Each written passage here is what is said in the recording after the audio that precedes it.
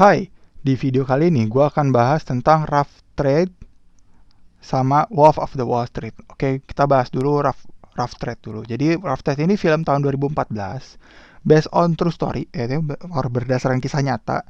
Jadi ini ceritanya tentang kolapsnya Barron Banks. Barron Banks itu adalah salah satu bank terbesar tahun 1990-an di Inggris gitu.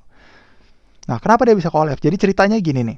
Jadi ada orang nih, terus dia kerjalah di Barron Banks. Kemudian dipercaya untuk mengelola pekerjaan yang di cabang Indonesia dan Singapura. Maksudnya Asia Tenggara lah. Akhirnya dia datang lah ke Indonesia.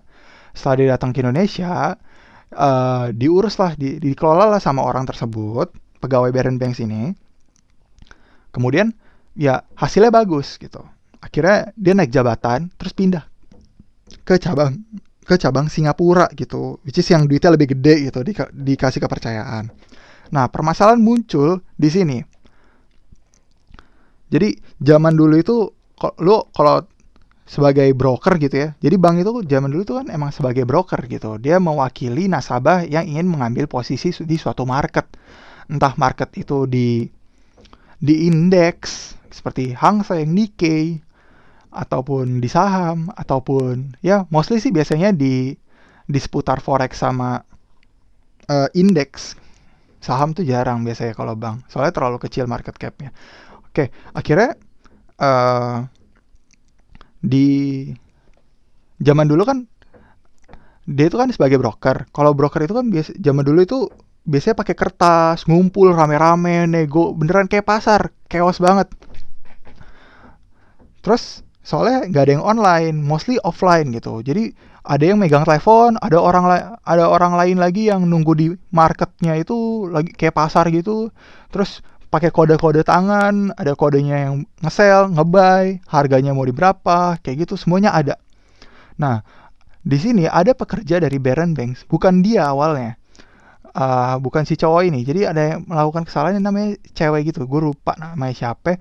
Pokoknya dia ngelakuin kesalahan. Mestinya nasabah ini minta posisi buy, tapi dipasang posisi sell. Intinya seperti itulah. Terus terjadilah kerugian. Nasabah ini floating minus gitu. Minusnya itu cukup tinggi sampai $10,000 zaman dulu. Akhirnya singkat cerita ternyata duitnya ini menggelembung sampai $1 juta. Tapi akhirnya bisa untung lah, bisa akhirnya terrecovery, entah gimana caranya, pokoknya dengan cara mentop up dananya itu segede mungkin. Nah, terus kelihatan lah sama si perusahaan Barron Banks ini, kayak wah performa ini orang makin bagus nih, udah gue taruh Indonesia oke, Singapura mengelola dana oke, sekarang gue mau naruh duit dah di lu, tolong lu kelola dananya sendiri. Nah, ternyata dia ambil posisi, waktu itu dia itu nge-sell Nikkei. Nikkei itu adalah market di Jepang, nge-sell. Jadi dia berharap Nikkei itu performanya memburuk. Oke. Sorry. Dia nge-buy Nikkei, Dia nge-buy Nikkei. Jadi dia berharap performa Jepang itu membaik gitu, tahun 1990-an. Nah, floating minusnya makin tinggi. Ternyata Nikkei itu performanya lagi buruk nih, Jepang lagi memburuk. Terus dia buy terus sampai dia top up dana. Itu dari $1 juta, dari $10,000, $1 juta, $20 juta, sampai $1 billion. Nah, ini sampai $1 billion terjadi karena ternyata market Nikkei kolapsnya parah banget. Karena tahun 1990-an itu Jepang itu mengalami yang namanya gempa bumi gede-gedean. Akhirnya marketnya hancur. Ya akhirnya grafik Nikkei makin lama makin anjlok turun, sedangkan dia ngambil posisi buy gitu. Dan dia nggak lock posisi. Ntar lock posisi gue kasih tahu, tapi itu ilmu entaran. Ya, pokoknya dia arahnya berlawanan arah banget lah. Akhirnya sampai $1 billion habis dari Barron Banks tersebut. Terus ya udah, Barron Banks itu mengajukan collapse gitu. Ya udah, gue bangkrut gara-gara satu orang ini doang. Namanya Nick Leeson. Dia itu waktu itu masih umur 28 tahun. Gila. Gue kalau bikin rugi $1 billion, baik itu bank atau uang perusahaan di Indonesia, udah mati kali gue.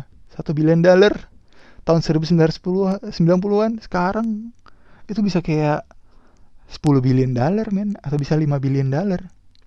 Gue udah bisa dibunuh men. 100 juta aja, 1 miliar aja bisa dibunuh. Ini masalahnya dia $1 billion tahun 2000 umur dia 2028 tahun. Habis itu dia pergi ke Jerman kalau nggak salah jadi buron terus ditangkap. Lu tahu penjaranya berapa lama? Cuma 3-5 tahun doang di penjara, dan penjaranya Singapura bukan penjara negara 3. Ya which is ya $1 billion man.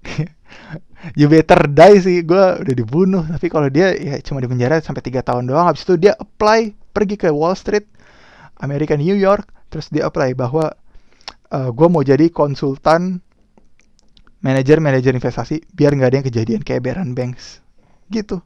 Jadi setelah dia keluar dari penjara, dia itu jadi konsultan, dapat duit, dibayar. Nggak ngerti, tapi ini keren banget, epic sih. Jadi kalau lo mau tahu cerita tentang Baron Banks, ini legend sih. Ya, pesan moral yang bisa gue sampaikan di sini adalah seberapa gede duit lu, kalau lu masang posisi yang berlawanan arah dengan market, sebaiknya sih jangan. Atau ya kalau lu nggak ngerti ini market apa, sebaiknya sih jangan. Karena segede apapun duit lu pasti bakal ngelawan market, dan market itu gede banget duitnya. Even Baron Banks aja bangkrut $1 billion.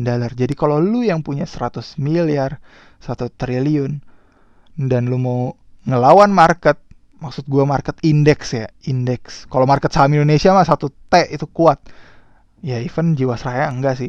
Ya intinya ya kalau lu nggak memiliki knowledge yang kuat gitu ya, jangan lu lawan market gitu. Orang nggak usah ngapa-ngapain dulu aja, riset aja dulu.